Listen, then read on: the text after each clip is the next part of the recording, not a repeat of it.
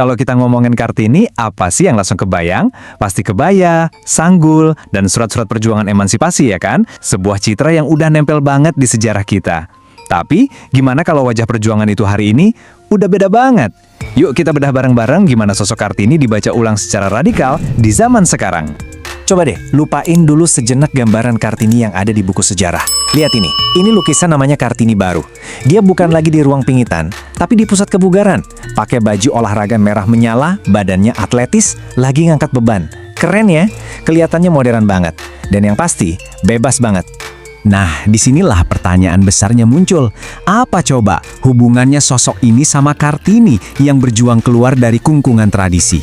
Kalau dulu musuh Kartini itu jelas banget, nah perempuan ini lagi berjuang lawan apa sebenarnya? Jawabannya, percayalah, jauh lebih rumit dan dalam dari yang kita bayangkan. Oke, buat ngebongkar ini semua, kita harus sandingkan dua wajah emansipasi ini. Yang klasik dan yang baru. Nah, lihat deh perbandingannya. Ini penting banget. Arena pertempurannya itu pindah total. Dulu, musuh Kartini itu kelihatan mata. Aturan feodal, kungkungan patriarki, tembok yang larang dia sekolah. Jelas kan? Lawannya ada di luar. Nah, tantangan Kartini baru ini jauh lebih vicin, lebih personal. Musuhnya itu kapitalisme estetika. Tahu kan?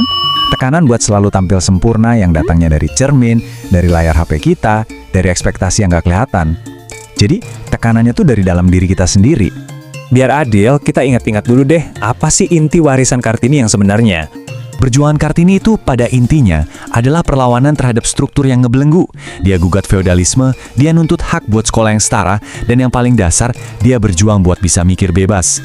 Dia pengen keluar dari pingitan biar bisa masuk ke dunia luar, dunia publik dan intelektual yang lebih luas.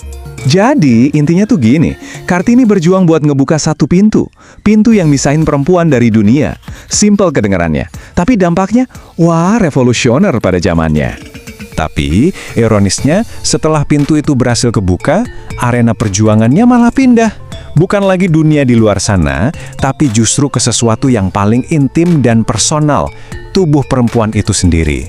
Inilah yang sama para pemikir disebut emansipasi tubuh. Konsepnya gimana? Jadi tubuh kita itu bukan lagi sekedar milik kita, tapi udah jadi semacam proyek. Proyek yang gak ada habisnya buat diurus, didisiplinin, dibentuk, dan yang paling penting, ditampilin ke orang lain. Dan metafora di slide ini ngegambarinnya pas banget. Perempuan modern sekarang udah berhasil masuk ke ruangan yang pintunya didobrak Kartini. Pas masuk ternyata ruangannya itu penuh cermin. Cermin beneran di gym, sama cermin simbolis dari filter-filter medsos dan tatapan orang lain yang terus-terusan ngejudge.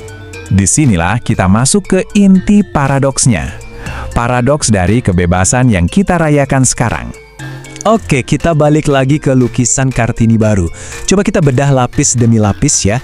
Kalau kita lihat sekilas, ini kan simbol kebebasan total. Perempuan yang bebas ngebentuk tubuhnya di tempat yang dia pilih dengan cara dia sendiri. Tapi, coba deh perhatiin lebih dekat lagi. Ruang yang kelihatannya bebas ini sebenarnya penuh sama aturan main dan ritual yang gak tertulis. Alat-alat gym ini bukan lagi sekedar besi. Ini udah kayak altar buat sebuah ritual baru. Ritual feminitas modern yang nuntut kita buat disiplin, buat performa, dan punya estetika tertentu. Terus lihat posturnya. Ini bukan sekedar gerakan fungsional buat sehat loh. Ini adalah sebuah pertunjukan, sebuah performa. Setiap ototnya dikontrol, setiap sudutnya dibuat seestetik mungkin buat dilihatin. Entah dilihatin diri sendiri di cermin, atau dilihatin penonton di dunia maya. Kebebasan yang akhirnya jadi sebuah pekerjaan. Paradoks yang tajam ini dirangkum dengan keren banget sama sosiolog Angela McRobbie. Dia bilang, apa yang tampak sebagai kebebasan baru seringkali merupakan gaya penaklukan baru yang beroperasi melalui pilihan individu. Wah, dalam banget ya. Pilihan kita buat fit, buat glow up, buat self-care, itu beneran murni keinginan kita? Atau jangan-jangan itu justru kungkungan model baru yang kita pilih sendiri secara sukarela? Ada cara keren buat ngebongkar makna di balik gambar ini namanya semiotika. Gampangnya gini, ada denotasi, itu artinya apa yang kita lihat secara harfiah pakai mata. Terus ada konotasi, nah ini cerita atau mitos yang diciptain sama budaya kita dari gambar itu. Jadi denotasinya, celek ngangkat beban. Konotasinya, mitos tentang perempuan modern yang ideal yang harus terus-menerus upgrade diri. Sekarang kita coba terapin ke lukisannya ya. Alat gym itu jadi tanda visual dari ritual kecantikan modern. Tubuh yang atletis tapi tetap kelihatan feminin itu jadi mitos. Kalau tubuh itu proyek pribadi, bahkan modal sosial. Terus baju olahraga merahnya, itu bukan cuma warna loh. Di budaya kita, itu kode buat sensualitas yang terkendali, yang pantas. Tuh kan, setiap elemen visualnya itu diam-diam cerita banyak. Semua analisis ini akhirnya ngebawa kita ke satu pertanyaan gede. Emangnya emansipasi ini proyek yang gak akan pernah selesai ya? Kalau kita lihat lagi perjalanannya, perjuangan ini emang selalu berubah bentuk.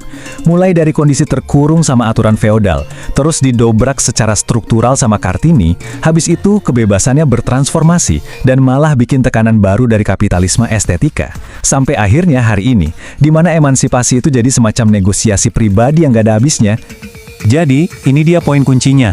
Emansipasi itu bukan stasiun tujuan akhir yang udah kita capai. Bukan. Emansipasi itu lebih kayak kereta yang terus jalan, di atas rel yang juga terus-terusan berubah bentuk ngikutin budaya, teknologi, sama ekonomi. Jadi, perjuangan Kartini itu nggak pernah selesai. Arenanya aja yang udah pindah. Dan, penelaahan ini ninggalin kita sama satu pertanyaan terakhir. Ini bukan buat saya jawab, tapi buat kita renungin bareng-bareng. Waktu kita kerja keras banget buat memperbaiki diri, mau itu di gym, di depan kamera, atau di kantor, standar siapa sih yang sebenarnya lagi kita ikutin?